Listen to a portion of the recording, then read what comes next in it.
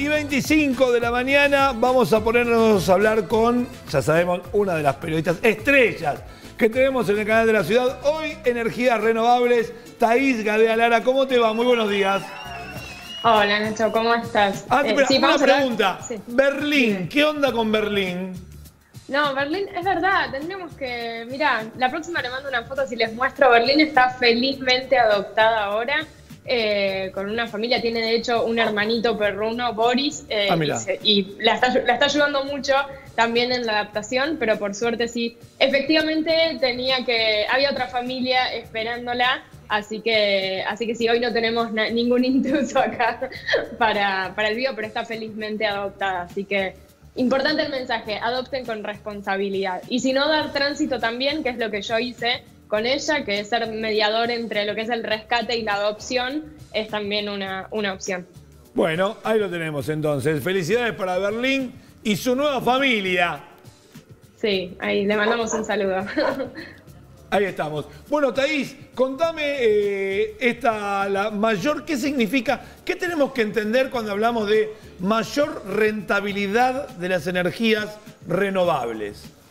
A ver, para explicarlo de la manera más sencilla posible, significa que están bajando los costos de las renovables y con el dinero que antes invertíamos, hoy se está pudiendo instalar mayor capacidad de energía renovable. No sé si ahí quedó claro lo que dije, pero ese sería como el principal hallazgo de un reporte que se dio a conocer hace media horita a las 11 de la mañana de Argentina, un reporte que justamente analiza las tendencias globales de inversión en energías renovables. Se viene haciendo de forma regular todos los años, pero este reporte puntualmente tiene bastante expectativa porque en el contexto, ¿no?, de la pandemia muestra hacia dónde debieran ir, ¿no?, los planes de recuperación económica. Y lo que es interesante acá, que vamos a hablar de las renovables no desde el punto de vista que ya conocemos, que es que sí, son una manera de generar energía de forma más amigable con el ambiente,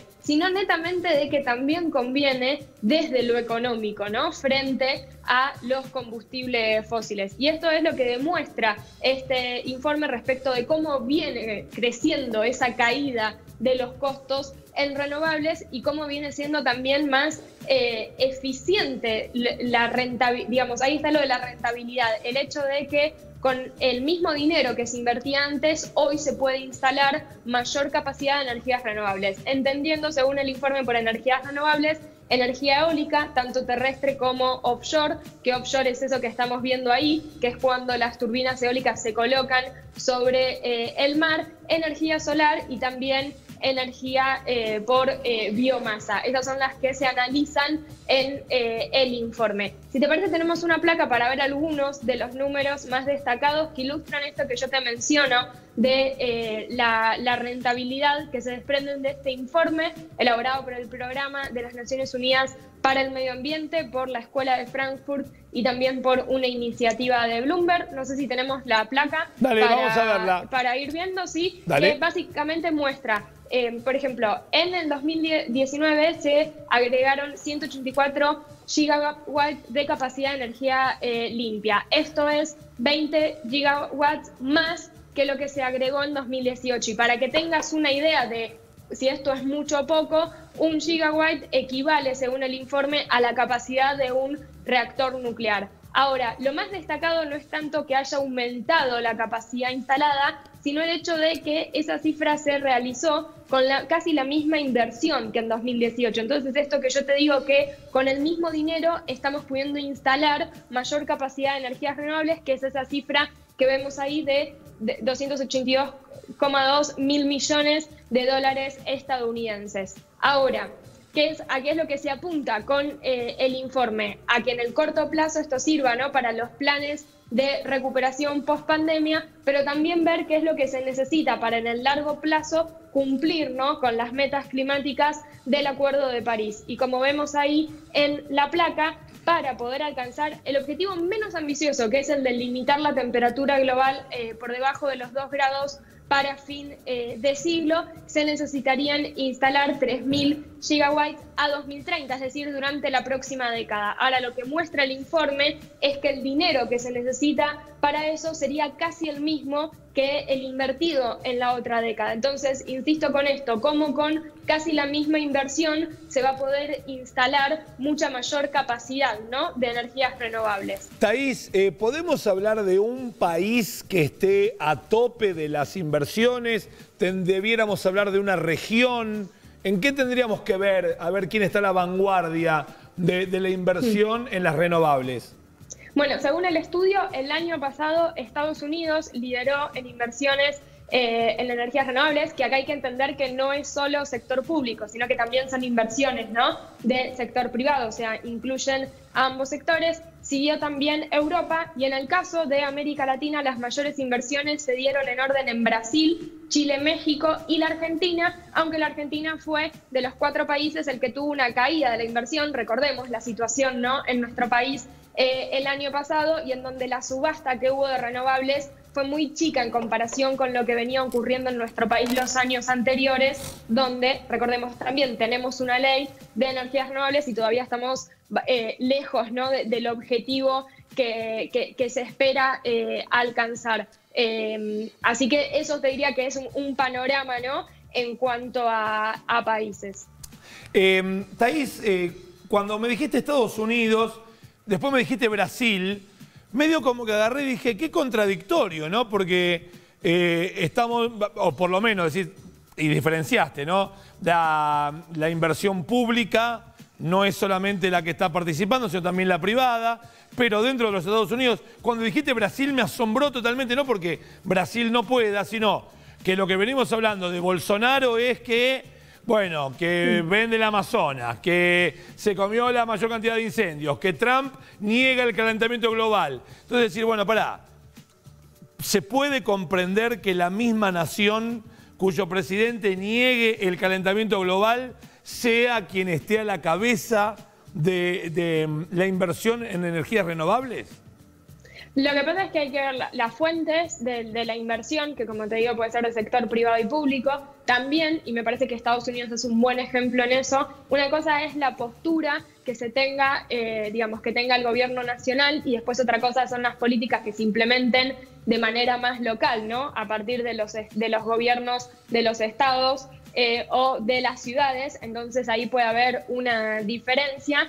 Y en el caso de Brasil, tendría que verlo en detalle en el informe, pero me atrevo a decir que el año pasado fue el primer año, ¿no?, de Bolsonaro. Entonces estas pueden ser ya inversiones que se venían conversando previamente. Habrá que ver si el próximo año sigue siendo el país que lidera en la región. Digo, Argentina venía antes con mejores cifras de inversión, y el año pasado, por el contexto, ¿no?, se entiende, político y económico del país, tuvo una caída. Que eso es algo que, al conversar con uno de los autores del informe, él decía, cuando uno ve una caída en las inversiones y si se tiene que poner a analizar qué es lo que está pasando en el país, seguramente algo político, ¿no?, ocurre. Por eso la importancia que da el informe, que no solo es, o sea, los gobiernos tienen que acompañar, ¿no?, en promover energías renovables, pero también hay que poner en la mesa de toma de decisiones a lo que es el sector privado, ¿no?, y las inversiones. Sí me parece interesante el dato respecto de nuestra región,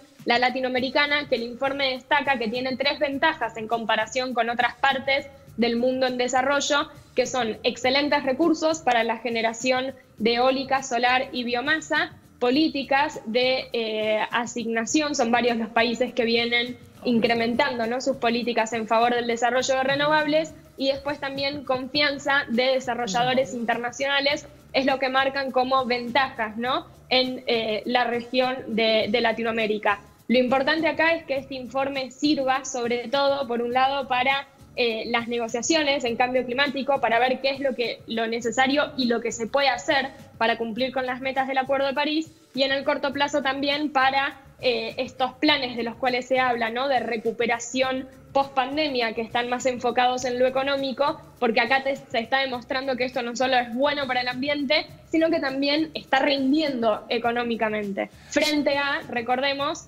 una caída que hubo, ¿no?, de los combustibles fósiles en la demanda, que según otro informe del cual hablamos en el canal de La Ciudad, las renovables fueron las que demostraron ser más resilientes a la crisis del coronavirus frente a la caída que tuvieron el petróleo, el carbón y el gas. Entonces, no hay excusas, podríamos decirlo, ¿no? Para que hay que apuntar a este sector. Ahora, Thaís, ya habíamos hablado del tema, pero te lo vuelvo a preguntar, porque diría Mirta, como se dice siempre que voy a decir esta frase, el público se renueva. En esta economía pospandémica, estamos hablando de un evento ultra extraordinario, ¿cuál es la posición del Medio Oriente con respecto a las renovables? Porque Medio Oriente, bueno, los Emiratos, lo que son, bueno, los 7 Emiratos, si no me equivoco, su poderío económico también se basa en que se consuma petróleo. Entonces digo, pregunto, ¿cómo es la inversión de energías renovables en los Emiratos o en el Medio Oriente en general? Sí, ahí yo te diría que en función de la experiencia yo tuve oportunidad justo de ir a cubrir hace unos años la asamblea de la Agencia Internacional de Energías Renovables, que fue en Emiratos Árabes. Y obviamente sí, ellos mismos lo dicen, tenemos el historial de ser líderes en producción de petróleo, pero ahora están impulsando la transición hacia energías renovables. Todavía no es que abandonen, ¿no?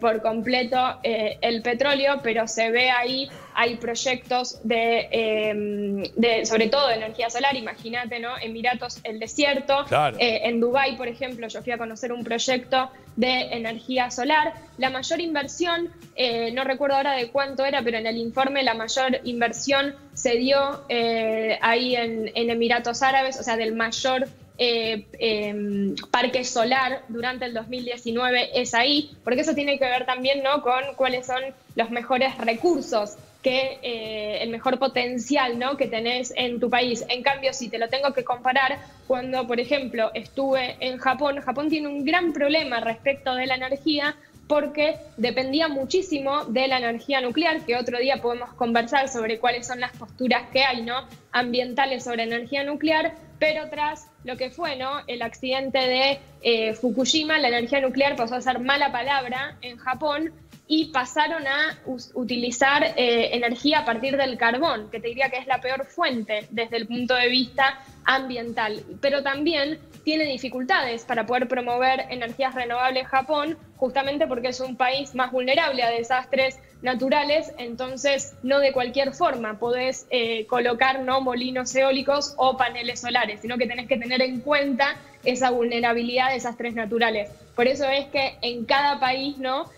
Hay que ver cuáles son las mejores posibilidades de energía. Pero es interesante ver lo que está pasando por ejemplo, en Emiratos, que es el caso que más conozco porque fui, de cómo se está viviendo, ¿no? Esta transición. Y a mí lo que más me llamó la atención en ese entonces es la participación de las mujeres que están teniendo en esa transición de energías renovables, que obviamente pensando en el mundo árabe, ¿no? Claro, sobre todo, me llamaba, cuando sí. dijiste eso, digo, bueno, sabiendo que es una tradición bastante patriarcal, ¿no? Mucho más que también que tal vez en Occidente.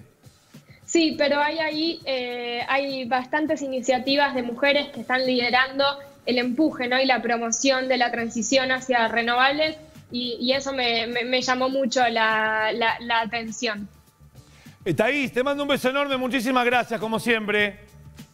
Gracias, Nacho.